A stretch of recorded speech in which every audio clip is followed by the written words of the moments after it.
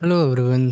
कैसे हो आप सब? आई होप आपकी लाइफ सही चल रही होगी। ये फ्लेम एम्पर का एपिसोड नंबर 478 और इसमें हम सीखेंगे कि दुश्मनों को डराना क्या होता है। और ऑफ कोर्स डेमोन्स्ट्रेटर होगा जियान। हमने पिछले पार्ट में देखा था किस तरीके से जियान वापस लौटता है अपनी एंडलेस फायर टेरिटरी में। आगे के कई साल प्रॉस्परस और पीसफुल थे। जियान को भी थोड़ा रिलैक्स करने का मौका मिला था, but during a night terrifying soul और टेरिटरी को अपने टारगेट बनाने लगे थे। पहले होते एक मास्टर और डिसाइपल का पेयर जो कि एंडलेस फायर टेरिटरी पर कब्जा करने के लिए आए थे। आगे क्या हुआ था आई गेस आपने देख ही लिया होगा। जब जियान ने अपनी टेरिफाइंग माइट रिलीज करी थी, स्पेशली वो ग्लेज्ड फ्लेम, मामला काफी डेंजरस हो गया था। दोनों के एक्सप्रेशन पेल हो जाते हैं। जियान अपने डोमेन को रिलीज करके बोलता है ग्लेज्ड फीनिक्स फायर। हमें आसमान में एक ह्यूज फीनिक्स शैडो दिखाई देता है। उसके पंखों के फड़फड़ाने पे जो रिपल्स रिलीज हुई थी, ये पावर हेवंस को हिला के रख देती है। तो हम देखेंगे आगे की स्टोरी। अभी ये बुड्ढा जुआन बूजी, उसके फेस एक्सप्रेशन स्टिफ हो चुके होते हैं। वो सोल फायर फीनिक्स को अपनी टेरिफाइंग फोर्स के साथ आगे बढ़ते हुए देख के उसकी आंखों में गहरी सोलमनिटी होती है, जैसे अटैक उसे तबाह कर सकता हो। वो समझ नहीं पाता कि जियान के अटैक की पावर इतनी ओवरवेलमिंग कैसे हो सकती है। खासकर दोनों ही सोल पावर के मामले में लेट स्टेज हुआ युआन रियल में होते हैं, लेकिन इनके बीच का अंतर जमीन और आसमान का था। कोई चॉइस नहीं बची थी।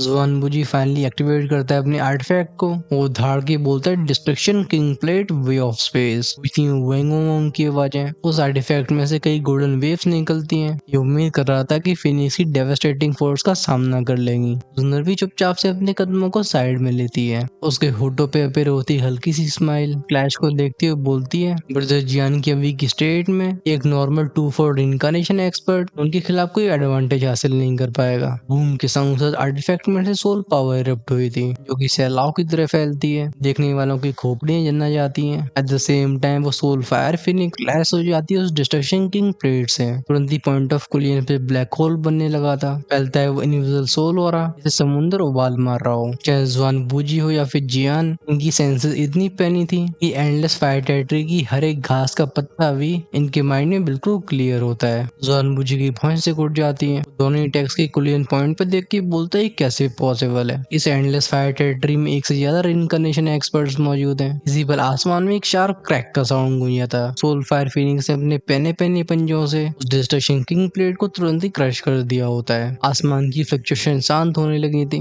वहीं पे वो छुपे हुए एक्सपर्ट्स अपने कदमों को और पीछे लेते हैं। खैर रिएक्ट तो जुआन बूजी भी करता है। उसकी सोल पावर तेजी से रिलीज हुई थी। वो अपनी कलाई को ट्विस्ट करके बोलता है गो, क्योंकि वो डिस्ट्रक्शन की प्लेट पहले तबाह हो चुकी है। वो अपनी साइड की स्पेस को ट्विस्ट करके भागने की कोशिश कर रहा था। उसका इंटेंट साफ था, लेकिन जियान से मौका कैसे देता। कोल्ड आवाज में कहता है क्योंकि तुम यहाँ आ ही गए हो तो फिर यहीं रहो। डम की साउंड के साथ भयानक सोल पावर होली ऑरा फैलाता। ये आसमान को एक ही बाद कई लेयर्स में भर देता है। इवन स्पेस के अंदर भी आग के धागे फैल जाते हैं, जैसे इस फायरी नेट से भागना इम्पॉसिबल हो। इस टेरिफाइंग पावर की वजह से जुआनजी और जुआन फेंग जी दोनों को बिल्कुल इंसेक्ट जैसा फील हुआ था, जो कि मकड़े के जाले में फंस गए हो। उस बुढ़े जुआनजी के चेहरे के एक्सप्रेशन खराब हो चुके थे। वो अपनी शार्प सेंसेस से फील कर पाता है कि यह जानबूझ के समय को बर्बाद कर रहा है। चाहता तो पहले ही इन्हें क्रश कर देता, इसलिए वो गुर्रा के बोलता है लड़के तू मेरे जुआनी प्लान को सच में अपोज करना चाहता है। लेकिन इस बुड्ढे के ऊपर ध्यान नहीं देता, वो बल्कि ऊपर के स्टारी स्काई की तरफ देख के इंडिफरेंट आवाज में कहता है अपने आप को शो करो। फिर उसकी पैनी हो जाती है। जैसी उसकी आवाज फैलती है, स्टारी स्काई ट्विस्ट हुआ था।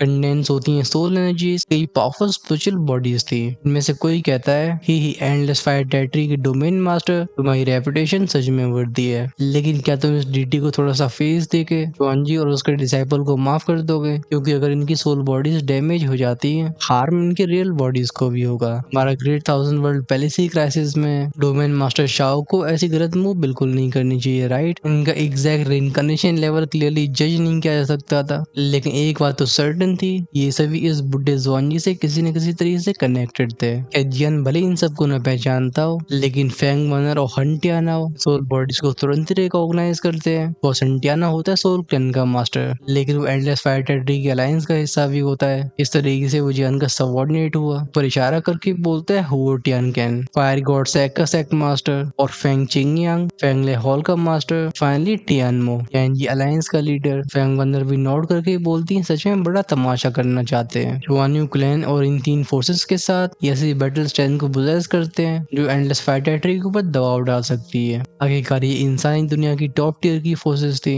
लेकिन जियान स्माइल कर करता है। की आंखों में चिल्लिंग मैडनेस दिखाई देती है। वो कहता है माफ कर दूं, तुम 3 स्पिरिचुअल बॉडीज, क्या तुम मुझसे बात करने के लिए क्वालिफाइड हो? मेरी एंडलेस फायर टेरिटरी कोई आलू बैंगन है क्या, ये तुम जैसे चाहो खा सकते हो? जियान की किलिंग इंटेंट को इरप्ट होती हुई सेंस करके बुड्ढा शुआन जी और उसका डिसाइपल शुआन फेंग जी ये दोनों ट्रेम्बल होने लगते हैं। वहीं पे ऊपर की स्पिरिचुअल बॉडीज में एक बोलते हैं तुम्हारी हिम्मत। बेसिकली इन चारों फोर्सेस ने मिलके एंडलेस फायर टेरिटरी के ऊपर हमला किया था। इनका प्लान होता है कि स्पिरिचुअल बॉडीज में आके ये एंडलेस फायर टेरिटरी की अपर एशेलॉन्स को खत्म कर देंगे। सिर्फ प्लेन गार्डियंस के ध्यान को भी नहीं खींचेंगे। लेकिन अगर शुआन जी और शुआन फेंग जी की सोल बॉडीज को डैमेज पहुंचता है तो उनकी असली बॉडीज के लिए कॉन्सिक्वेंसेस बहुत खतरनाक होंगे। जब ये विचार इनके दिमाग में चल रहे थे जियान हेजिटेट नहीं करता। एक बूम क्रैक का साउंड गूंजता है, उसका पंजा आगे बढ़ता है। शुआन फेंग जी और जुआन जी इन दोनों के चेहरों पे स्टन्ड एक्सप्रेशंस रह जाते हैं क्योंकि इनकी आधी सोल बॉडीज उधड़ चुकी थी। एक पंजे ने इनके 2 हिस्से कर दिए, फिर ये शैटर हो जाते हैं। यानी कि ले स्टेज हुआ युआन रियल्म की सोल पावर और वो ग्लेज होली फ्लेम इनके सामने जब तक इनकी ट्रू बॉडीज नहीं आती ये विरोध भी नहीं कर सकते थे। सिंपल ऐसे काफी दूर जुआन्यू क्लैन के ग्रैंड हॉल में शुआन जी और जुआन फेंग जी कुछ चुपचाप से मेडिटेशन में बैठे होते हैं। ये पफिंग हवाई साथ खून उगलते हैं। इनके और एक ऑटिक हो गए थे। जैन की उस एक स्ट्राइक ने इनकी फाउंडेशन को हिला के रख दिया है, सीरियस डैमेज पहुंचाया है। अगर इन्हें फ्यूचर में एक बहुत शानदार अपॉर्चुनिटी नहीं मिलती है तो भविष्य में ब्रेक थ्रू करना इम्पॉसिबल होगा। सीन वापस लौटता है आसमान में खड़ा हुआ टियानमो कि ऑफ कोर्स उन 3 सोल बॉडीज में से एक था। वो जिंग की वजह उसके चारों तरफ स्पेस ट्रेम्बल होने लगा था। वो गुर्रा के बोलता है घमंडी लड़के, लेकिन जियान की आवाज काम और कोल्ड थी। वो कहता है मेरी एंडलेस फायर टेरिटरी ऐसी जगह नहीं है जहाँ पे तुम जैसे चाहो वैसे एक्ट कर सको। क्योंकि तुम्हारी यहाँ पे आने की हिम्मत हुई है तो फिर इसकी कीमत तुम खून से चुकाओगे। ये कहते ही जियान की पीछे के स्पेस में से एक के बाद एक 5 एंशिएंट होली पैटर्न्स निकलते हैं। ये रेडिएट करते हैं उन फ्लेम्स को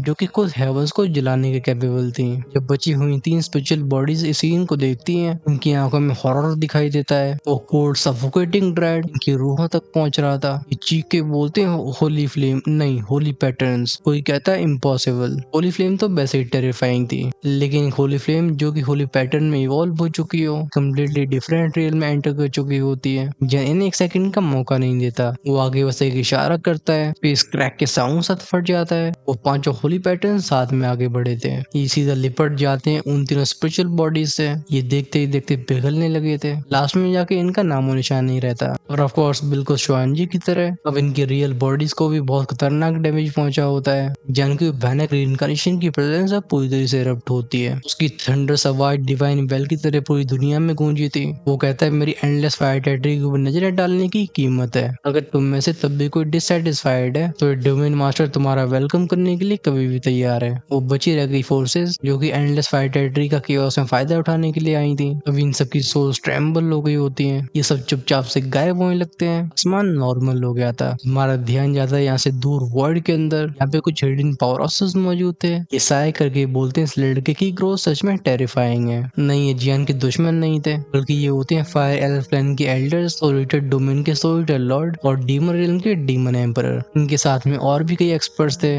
जो कि शाओ क्लैन के पुराने एहसानों में बंधे होते हैं। Basically this was also a test for Jian. अगर वो इस परेशानी को हैंडल करके खुद को प्रूव कर पाता है तो इन सभी पावर्स को भी भरोसा हो जाएगा कि जियान को उन बड़े मैटर्स में शामिल किया जा सकता है। और आज जियान ने अपने आप को पूरी तरह से प्रूव कर दिया था। एंडलेस फायर टेरिटरी का ये फर्स्ट जनरेशन डोमेन मास्टर सच में अपने टाइटल को डिजर्व करता है। बेसिकली आसमान का जो पब्लिक एग्जीक्यूशन हुआ था जिसे हम killing the chickens to warn the monkeys कहेंगे, बेसिकली कमजोर लोगों की बैंड बजा के ताकतवर लोगों को डरा देना। टैक्टिक्स से जो इंसानी दुनिया की मेजर फोर्सेस होती हैं जिन्होंने एंडलेस फायर टेरिटरी को निशाना बनाया था अब वे धीरे धीरे कमजोर होती आती हैं। जिन के एक्शंस के रूमर्स बहुत तेजी से फैलते हैं, बिल्कुल जंगल की आग की तरह। कोई भी इस राइजिंग पावर को अंडर एस्टिमेट नहीं करता। एंडलेस फायर टेरिटरी अब स्थिरता से खड़ी थी। खासकर वो रिइंकार्नेशन लेवल के एक्सपर्ट्स जानते थे कि अगर जियान एक्शन ना भी लेता तभी कुछ टेरिफाइंग एंटिटीज इस फायर डोमेन को प्रोटेक्ट करने के लिए तैयार हैं। इन सबके सपोर्ट और ओवरऑल सर्कमस्टेंसेस के बाद जियान के वीकी डोमेन मास्टर की स्ट्रेंथ ऑलरेडी नॉर्मल 2-4 रिइंकार्नेशन से आगे जा चुकी है। वो 3-4 रिइंकार्नेशन से बराबर ये बात कर सकता है। समय का फिर से आगे बढ़ता है। ये फिर से शांति से भरे दिन होते हैं। जियान ने अपने ज्यादातर एलिट्स को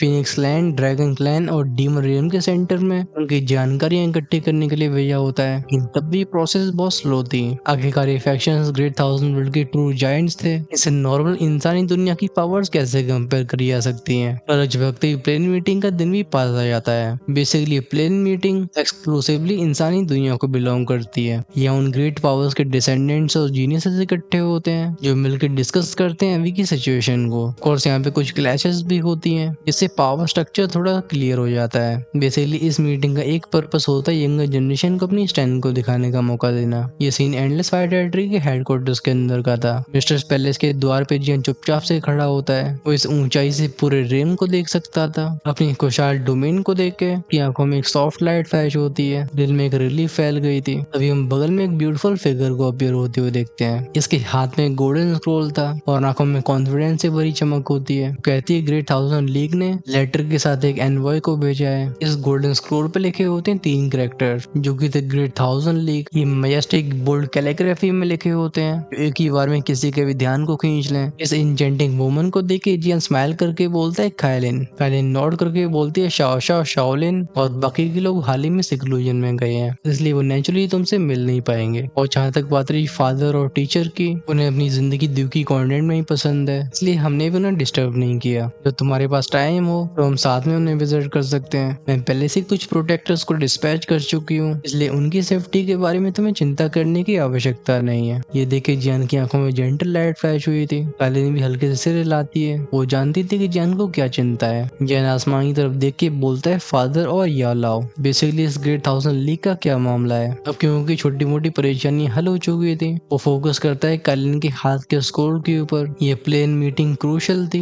अगर ये मामला अच्छे से हैंडल नहीं किया जाता तो सेकंड ग्रेट वर्ल्ड वॉर को कोई नहीं रोक सकता। कालिन कदम को आगे बढ़ा के एक्सप्लेन करती है ग्रेट 1000 लीग ह्यूमन वर्ल्ड के सेंटर की सबसे बड़ी ऑर्गेनाइजेशन है। ये पूरी दुनिया के एलिट्स और हीरोज को इकट्ठा करते हैं। वो बुड्ढा शुआनजी जिसने हमारी एंडलेस फायर टेरिटरी के ऊपर हमला किया था, वो ग्रेट 1000 लीग का मेंबर है। इस लीग का मेन पर्पस ये एक्स्ट्रा टेरेस्ट्रियल इविल रेस से फाइट करने का है। इसे ज्वाइन करने के लिए तुम्हें इविल रेस के एक्सपर्ट्स को खत्म करके अपनी स्ट्रेंथ को प्रूव करना होगा। लेकिन इसके फायदे भी बहुत हैं। हम सोच भी नहीं सकते कि लीग मेंबर्स को कैसे रिसोर्सेज मिलते हैं, चाहे उन बेशकीमती खजानों की इंफॉर्मेशन हो या फिर एक्सक्लूसिव मिशंस। ग्रेट 1000 लीग में इसकी कमी नहीं होती है। और लीग के अंदर रैंक्स को 3 हिस्सों में बांटा गया है, demon slayer general, demon slayer commander और डीमन स्लेयर किंग। एक डीमन स्लेयर जनरल बनने के लिए तुम्हें एक ईविल ट्राइब के ब्लैक किंग को खत्म करना होगा और डीमन स्लेयर कमांडर के लिए इन ब्लैक लेवल के किंग्स का सर चाहिए। जहाँ नोट करके धीरे से पूछते हैं और डीमन स्लेयर किंग के बारे में क्या। कालिन कंटिन्यू करती है, वेल डीमन स्लेयर किंग बनने के लिए तुम्हें एक्स्ट्रा टेरेस्ट्रियल इविल रेस के रेड किंग को खत्म करना होगा। रेड किंग्स बहुत रेयर होते हैं। कहा जाता है कि पूरी इविल रेस में ऐसे बस कुछ दसियों लोग हैं। फिर असली सच्चाई के बारे में कुछ खास नहीं कहा जा सकता। ज्ञान खुद को हंसने से रोक नहीं पाता। वो कहता है बेनिफिट्स। अगर इन पोजीशंस को हासिल करना इतना डिफिकल्ट है तो बदले में मिलने वाले रिवॉर्ड्स भी एक्स्ट्राऑर्डिनरी होंगे। पहले नॉड करके बोलती है हाँ, ग्रेट 1000 लीग ग्रेट 1000 वर्ल्ड की टॉप फोर्स है। अगर तुम इन तीनों ही पोजीशंस में से किसी को ऑब्टेन कर पाते हो तो तुम्हें वो अथॉरिटी मिलेगी जिससे तुम और फोर्सेस को कमांड कर पाओगे। तुम्हारी इच्छाएं कैसी भी हो सकती हैं, बस ये उन बेस प्रिंसिपल्स को क्रॉस न करें। इन कमांड से एग्जांपल है फॉरेन इविल्स के खिलाफ फाइट करना या फिर साथ में मिलकर ट्रेजर हंटिंग। जैसे जैसे हायरार्की ऊपर उठती है, इन सभी लेवल्स को अलग रूल्स का फायदा मिलता है। अगर कोई डीमन स्लेयर किंग किसी ऑर्डर को इशू करता है तो कोई डीमन स्लेयर जनरल या फिर कमांडर उसे रिफ्यूज नहीं कर सकता।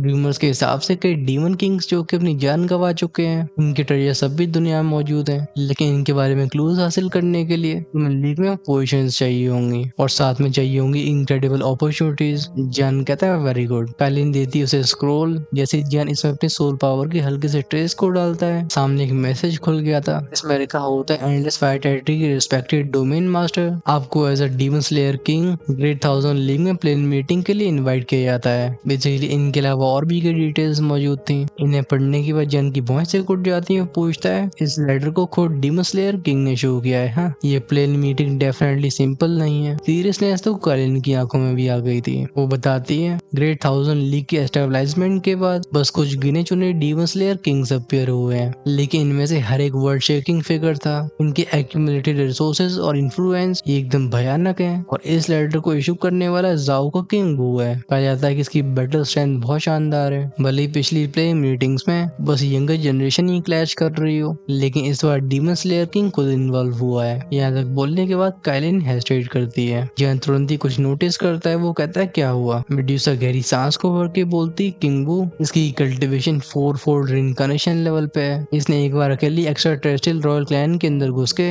अपनी वाइफ को बचाया था। उस दौरान बहुत सारे किंग्स और इवन एक रेड किंग भी मारा गया, लेकिन रिकॉर्ड्स के हिसाब से डीमन स्लेयर किंग वू ये हजारों सालों पहले ही खत्म हो चुका था। फिर ये अचानक से रीअपीयर कैसे हुआ और ये अपने नाम पे प्लेन मीटिंग को क्यों होस्ट कर रहा है? इस चीज के बारे में मुझे फीलिंग सही नहीं आ रही। जानवी एवराउस को नेट करके बोलता है एक डेड मैन की तरफ से आने वाला मैसेज, या तो इसे कुछ स्पेशल मेथड्स का इस्तेमाल करके रिवाइव किया गया है, या कोई पावरफुल इंडिविजुअल इस आइडेंटिटी को इस्तेमाल करके कुछ बड़ा प्लान कर रहा है। लगता है इस प्लान मीटिंग में मुझे भी सावधान रहने की जरूरत है। पहले भी नोट करने वाली होती तभी दो हाथ उसे सही से अपनी तरफ खींच लेते हैं। जैन उसे बाहों में भर लेता है। कैलन के चेहरे पे सरप्राइज अपीयर हुआ था। वो अपनी पलकें झपकाती है। फिर उसे याद आता है कि उसका हस्बैंड कितना बड़ा ठरकी है। इस बार उसका विरोध नहीं कर सकती थी, बट ऑफ कोर्स यहाँ पे मामला ज्यादा गहरा नहीं हुआ था। ये चुपचाप एक दूसरे की बाहों में उस शांति से भरे आसमान को देखते रहते हैं और देखते हैं एंडलेस फायर टेरिटरी को। ये पैलेस जो कि हमेशा चहल पहल से भरा रहता था, आज ये अनयूजुअली एम्प्टी लग रहा था, जैसे दुनिया खुद शांत हो चुकी हो। ये अगले दिन की बात थी। वो सुबह के सूर्य की रोशनी पूरे एंडलेस फायर टेरिटरी को अच्छे से ढक चुकी थी। जान की टोली पहले ही तैयार होती है। आखिरकार आज ही वो निकल रहे थे डेकियन पैलेस की तरफ, जहाँ पे वो प्लेन मीटिंग को अटेंड करेंगे। इस मैटर को बहुत सीरियसली ले रहे थे। हमारा ध्यान जान की तरफ गया था, जो पीछे मुड़ के अपने सबऑर्डिनेट्स को ऑर्डर देता है कि इस प्लेन मीटिंग में जुन्नर मेरे साथ आएगी। वहीं पे आप सब यहाँ पे रुक के टेरिटरी को गार्ड करोगे। मुझे डर है कि कुछ ग्रीडी पावर्स मेरी एब्सेंस का फायदा उठाने की कोशिश करेंगी। वैसे भी हाल फिलहाल फॉरेन ईविल रेस की तरफ से कोई खबर नहीं आई है। इनकी ऐसी क्वाइटनेस अनयूजुअल है। ऐसा लगता है ये अपनी प्रेजेंस को जानबूझ कर छिपा रहे हो। मुझे डर है कि कुछ प्लान कर रहे हैं, इसलिए बिल्कुल अलर्ट रहना। और हाँ, इस ट्रिप के दौरान मैं कोशिश करूंगा कि जुन्नर भी रीइंकार्नेशन में ब्रेक थ्रू कर ले। डीमन रेन के सेंटर के बारे में जानकारी इकट्ठा करने की जिम्मेदारी मैं शाओई के ऊपर छोड़ता हूँ, और फिनिक्स क्लैन का मामला सोल क्लैन के पेट्रियार्क संभालेंगे। बेसिकली एक के बाद एक ऐसे ऑर्डर्स इश्यू होने लगे थे। सब कुछ क्लियरली और एफिशिएंटली अरेंज किया जाता है। हर एक काम सही हाथ में दिया गया था। फैंग वानर, शाओगी, हंटियानाओ और बाकी की एलीट, ये सब एंडलेस फायर टेरिटरी के स्तंभ होते हैं, जिनमें पूरा दारोमदार है। यान की इंस्ट्रक्शंस के मुताबिक ये सभी उन मेजर फैक्शंस की इन्वेस्टिगेशन कर रहे थे जो कि जियान से जुड़े हुए हैं, जिससे अगर कुछ भी अनयूजुअल होता है तो तुरंत ही एक्शन ले पाएंगे। जहाँ तक बात रही अंडरवर्ल्ड और ड्रैगन क्लैन की, जियान ने आसानी से अप्रोच नहीं करना चाहता, एटलीस्ट तब तक जब तक उसके पास ओवरवेलमिंग स्ट्रेंथ न हो, क्योंकि ग्रेट थाउजेंड वर्ल्ड के बड़े बड़े मामले, इनमें कोई भी गलती नहीं हो सकती थी। इवन दो जियान रीइंकार्नेशन में एंटर कर चुका होता है, लेकिन अब भी उसे अपनी फर्स्ट लेयर की स्ट्रेंथ को स्टेबलाइज करना था। ये कल्टिवेशन टॉप टियर की पावर से टकराने के लिए अब भी इनसफिशिएंट थी। ऑफ कोर्स उसकी इंटेंशंस को बाकी सब समझते हैं। ये सब स्माइल के साथ झुका के बोलते हैं, हम इंतजार करेंगे डोमिन मास्टर के वापस लौटने का। जियान जुन्नर का हाथ पकड़ता है, फिर एक हल्का सा कदम बढ़ा के बोलता है लेट्स गो। ये सीधा सामने के वर्म होल में एंटर हो गए थे, जो ले जाएगा ने उस ग्रैंड मीटिंग की तरफ। सीन चेंज हुआ था। हमारी नजरें ऊपर जाती हैं। उन इथेरियल बादलों के बीच में एक मैसिव मैग्निफिसेंट पैलेस मौजूद होता है, जैसे कि डिवाइन हालोस ने ढक रखा था। चारों तरफ फैली हुई वो इथेरियल एनर्जी ये माहौल में एक अलग ही चमक देती है। वेल, यही था ग्रेट थाउजेंड वर्ल्ड का रेजिडेंट, जिसे हम डेकियन पैलेस के नाम से जानते हैं। इसकी लोकेशन बहुत इंपॉर्टेंट थी। ये ग्रेट थाउजेंड वर्ल्ड की सातों रियम्स के बिल्कुल सेंटर में मौजूद होता है। एक ऐसा मिस्टीरियस स्पेस जिसे टियानियो के नाम से जाना जाता है। यहाँ की स्पिरिचुअल एनर्जी एस्टोनिशिंगली डेंस थी।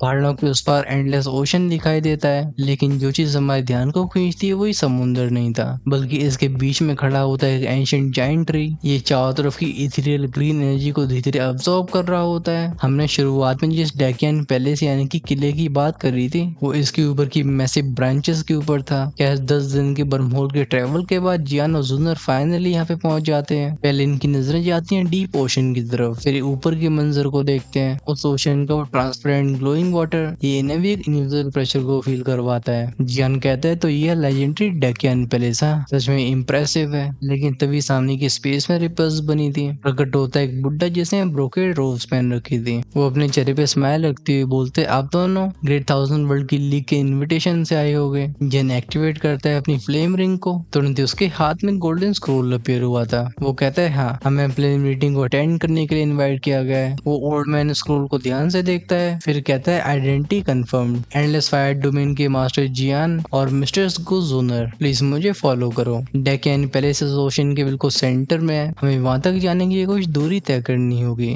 जैसे इस बुड्ढे ने इशारा किया था, 2 हरे रंग की पत्तियां अचानक से जियान और जुन्नर के पैरों के नीचे अपीयर होती हैं। वहीं पे बुड्ढा समुद्र की सरफेस पे चल रहा था। ये जैसे ही मूव होते हैं जियान को अचानक से अपनी सोल में एक टाइटनेस फील हुई थी, जैसे शांत पानी के अंदर कोई एंशिएंट चीज मौजूद हो। वो भौं से कोड़ के बोलता है यहाँ की एनर्जी और प्रेजेंस ये अनयूजुअल है। ये सुन के उस ओल्ड मैन के चेहरे पे प्राउड स्माइल आई थी। वो बताने लगा था कि हमारे नीचे डेक्कन पैलेस का गार्डियन बीस्ट मौजूद है। जब भी पैलेस ने किसी भी डेंजर को फेस किया, ये अवेकन होकर एक्शन लेता है। इसकी स्ट्रेंथ इवन फिफ्थ रेवोल्यूशन को भी सरपास कर चुकी है। ये हेवन और अर्थ का सच में एक ट्रू जायंट बीस्ट है। बेसिकली जब तक डेक्कन पैलेस के सामने कोई कैटास्ट्रोफिक डेंजर नहीं आता, ये गार्डियन बीस्ट कभी अपीयर नहीं होता है। कानों में शुआ शुआ की लगातार आवाजें जाती हैं, पानी से वो रिपल्स बनती हैं। ये पूरे माहौल को एक अलग ही पीसफुल अपीयरेंस दे रही थी। क्या तीनों कोई जल्दबाजी नहीं करते हैं? करीब 1 घंटे की उड़ान के बाद इनके सामने वो इनॉर्मस जायंट ट्री आया था। इसका बेसिकली जो तना होता है, जिससे निकल रही थी बहुत सारी टहनियां, ये लाखों एशियन रून से ढकी होती हैं। इसे देख के जियान और जुनर को एक हैवीनेस महसूस होती है। वो ओल्ड मैन भी डीप रिस्पेक्ट के साथ बोलता है ये डेक्कन ट्री।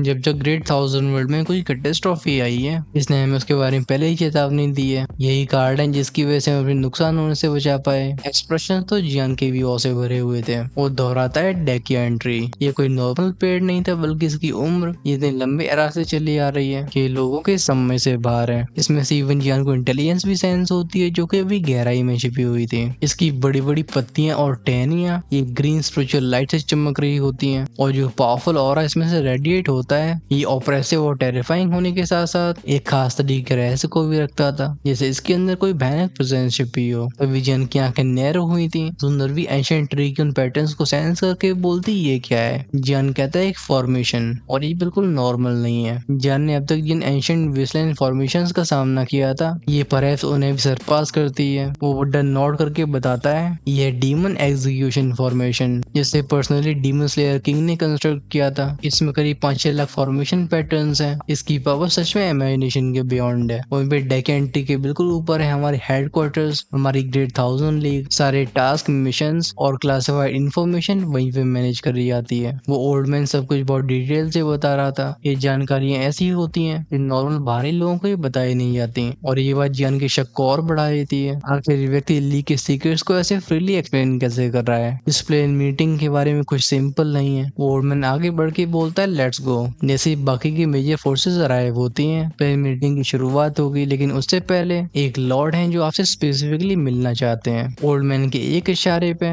वो डीमन एग्जीक्यूशन फॉर्मेशन हल्की ट्रेम्बल हुई थी। इसमें से एक रास्ता बनता है। सुंदर प्यार से अपने हाथ को बढ़ा के बोलती है ब्रदर जियान चलो। तीनों ही टियान्यू के बिल्कुल हार्ट में चले गए थे, चाहे टियान्यू नाम का रियल हो या फिर ये ओशन वर्ल्ड। फिर वो डीमन एग्जीक्यूशन फॉर्मेशन और डेक्कन ट्री, लास्ट में डेक्कन पैलेस आता है। जैसे ये सब लेयर्स प्रोटेक्ट कर रही थी। ये एक ऐसा इम्पेनेट्रेबल फोर्ट्रेस था जिसे इवन एक रेड किंग लेवल की पावरफुल एंटिटी भी आसानी से हिला नहीं सकती। ये डेक्कन पैलेस की फाउंडेशन थी, एक ऐसी मैसिव ऑर्गेनाइजेशन जो कि बस निजी स्वार्थ की वजह से नहीं बनी। ये संभालती है सभी प्राणियों की सेफ्टी को। ये उन टॉप फोर्सेस की तरह नहीं थी जिसे बस कुछ लोग पर्सनल एम्बिशंस के लिए इस्तेमाल करते हैं, बल्कि ग्रेट थाउजेंड लीग ये लोगों के लिए एग्जिस्ट करती थी। जन जिस पर इस so called demon execution formation के पास जाता है, उसके शरीर की ऊर्जाएं सीधी की वायु साथ ट्रेम्बल होने लगती हैं। एट द सेम टाइम उसकी होली फ्लेम एक्साइटमेंट से भर गई थी, जैसे एनर्जी उसे रेजोनेट कर रही हो। जियान कहता है क्या टेरिफाइंग फॉर्मेशन है। तो 500,000 फॉर्मेशन पैटर्न से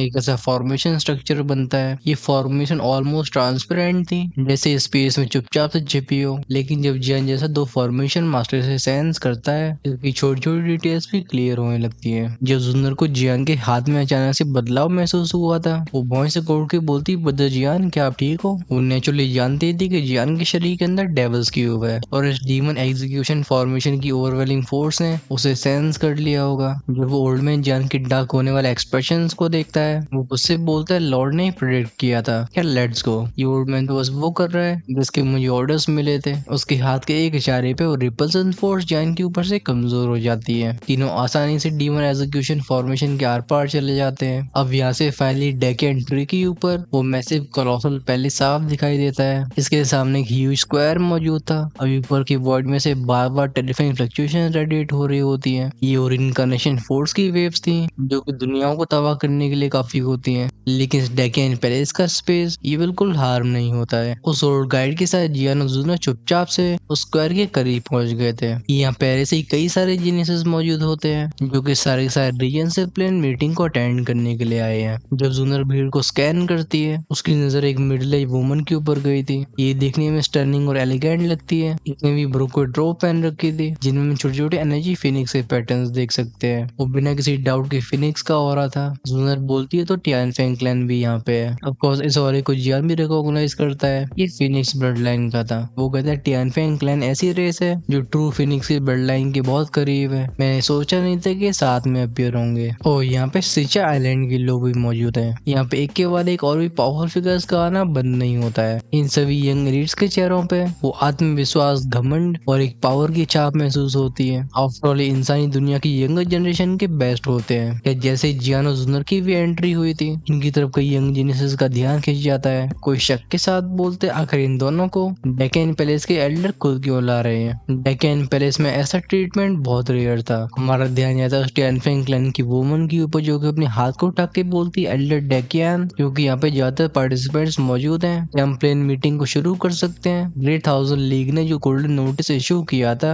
वो हमें काफी अनयूजुअल महसूस हुआ। हम उम्मीद करते हैं कि एल्डर डेकियन हमारे डाउट्स को क्लियर किया जाए। इन शब्दों के साथ उसके पीछे एक रिनकार्नेशन की वेव फैलती है और साथ में दिखाई देती है फिनिक्स की शैडो। ये कल्टीवेशन फर्स्ट लेवल रिनकार्नेशन की बिल्कुल पीक पे थी। असिस्टेंट कई लोगों को स्टार्टेड कर देती है। लोग चुपचाप से एक दूसरे की आंखों में देखते हैं। दूसरी तरफ एल्डर डेकियन स्माइल के साथ बोलते हैं कोई जल्दबाजी नहीं है। ऑफिशियल प्लेन मीटिंग के शुरू होने से पहले एक और जरूरी मामला है, लेकिन उसके डिस्कशन के लिए वो की फिगर्स अभी आए नहीं है। इस स्क्वायर के ऊपर साइलेंस फैल गया था। ये था डेकियन पैलेस। यहाँ किसी की बदतमीजी करने की हिम्मत नहीं होती। इवन इंसानी दुनिया की वो ग्रेटेस्ट फोर्सेस यहाँ के पैलेस एल्डर्स को बिल्कुल रिस्पेक्ट से ट्रीट करती हैं। इस स्क्वायर पे कुछ स्टाफ मेंबर्स अपीयर होते हैं जो कि एल्डर डेकियन के एक ऑर्डर पे जियान और जूनर को पैलेस के अंदर ले जाने लगे थे। ये डेक्कन पैलेस जो कि हजारों फीट तक फैला हुआ था, ये पूरी तरीके से गार्गेंचुन ट्री के ऊपर बना होता है। चाहे इसका फ्लोर हो या फिर वो कॉरिडोर्स, जगह जगह पे एंशिएंट रून्स देखे जा सकते थे जो कि एक सेक्रेट लेकिन डरावनी ऑरे को रेडिएट कर रहे होते हैं। और मेजर पावर्स के वो हाई रैंकिंग जीनियसेस जियान जूनर के ऐसी ट्रीटमेंट को देख के कंफ्यूजन और जेलसी महसूस करने लगते हैं। कोई बोलता है आखिर इसे पहले अंदर क्यों जाने दिया गया, नहीं ये फेयर नहीं है। कोई पूछता है आखिर चल क्या रहा है। फाइनली हमारा ध्यान गया था जुआन फेंगजी के ऊपर। पहले वही था जिसकी जान ने बैंड बजा दी थी। ये भी उस बैकलैश से उभरा नहीं होता।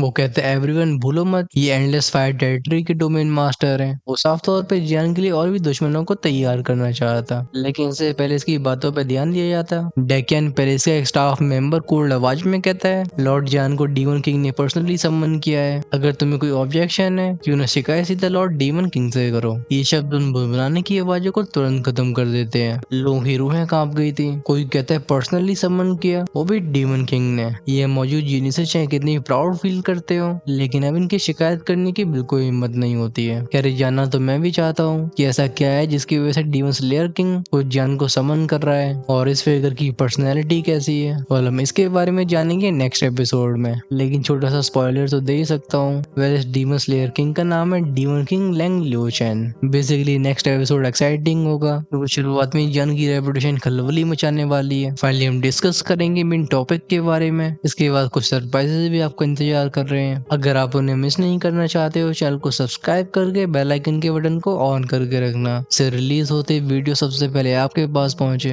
वैसे इस एपिसोड में आपको क्या अच्छा लगा है और क्या अच्छा नहीं लगा है, आप थोड़ा सा एनालिसिस करके हमें जरूर बताइए, जिससे हम आने वाले एपिसोड्स को और भी इम्प्रूव कर सकें। हो सकता है मैं सारे के सारे कमेंट से रिएक्ट न कर पाऊँ, लेकिन मेरी कोशिश सबको देखने की जरूर रहती है। वैसे रिप्लाई से याद आया, अगर आप चाहते हो कि आपके कमेंट सबसे ऊपर दिखें जिससे मैं तुरंत ही उन्हें रीड कर पाऊँ, एट द सेम टाइम आप नेक्स्ट एपिसोड को आज शाम को ही देखना चाहते हो, तो आप डेफिनेटली हमारे मेंबरशिप प्रोग्राम को ज्वाइन कर सकते हो और एंजॉय कर सकते हो अर्ली एक्सेस जैसे फीचर्स को। ज्वाइन का ऑप्शन चैनल की होम पेज और सब्सक्राइब के साइड में मिलेगा। I think you should definitely check that out. Until then this is good bye.